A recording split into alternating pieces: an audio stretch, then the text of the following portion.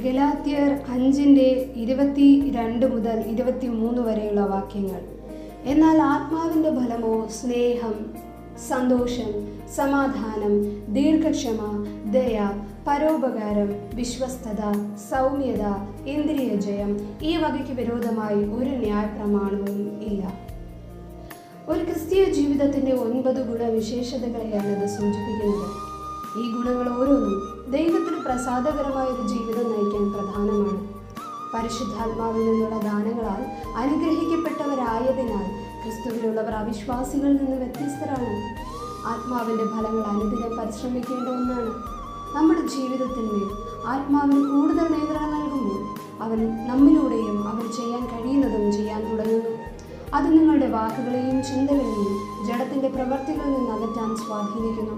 പരിശുദ്ധാത്മാവിൻ്റെ ഫലത്തിൻ്റെ സാന്നിധ്യം നമ്മുടെ സ്വഭാവം ക്രിസ്തുവിൻ്റേതായി മാറിക്കൊണ്ടിരിക്കുന്നു എന്നതിൻ്റെ തെളിവാണ്. പരിശുദ്ധാത്മാവ് ധാരാളം ഫലം പുറപ്പെടുവിക്കുന്നു. പരിശുദ്ധാത്മാവിൻ്റെ ഫലങ്ങൾ ഒരു ക്രിസ്ത്യാനിയുടെ ജീവിതത്തിൽ ആത്മീയ പക്വതയുടെയും ദൈവഹിതത്തോടുള്ള യോജിപ്പിൻ്റെയും തെളിവായി വർദ്ധിക്കുന്നു. ഗലാത്യരുടെ പുസ്തകത്തിൽ ആത്മാവിൻ്റെ ഫലത്തെ വിവരിക്കാൻ പൗലോസ് 9 സ്വഭാവ സവിശേഷതകൾ ഉപയോഗിക്കുന്നു. പരിശുദ്ധാത്മാവിൻ്റെ ഫലം ഓരോന്നും എന്താണ് അർത്ഥമാക്കുന്നതെന്ന് നമുക്ക് വരും ദിവസങ്ങളിൽ നോക്കാം. ഓരോ ദിവസവും ആത്മാവിൻ്റെ ഫലങ്ങൾ പുറപ്പെടുവിക്കുവാൻ നമുക്ക് പ്രാർത്ഥിക്കാം. ദൈവം നിങ്ങളെ സമൃദ്ധമായി അനുഗ്രഹിക്കട്ടെ.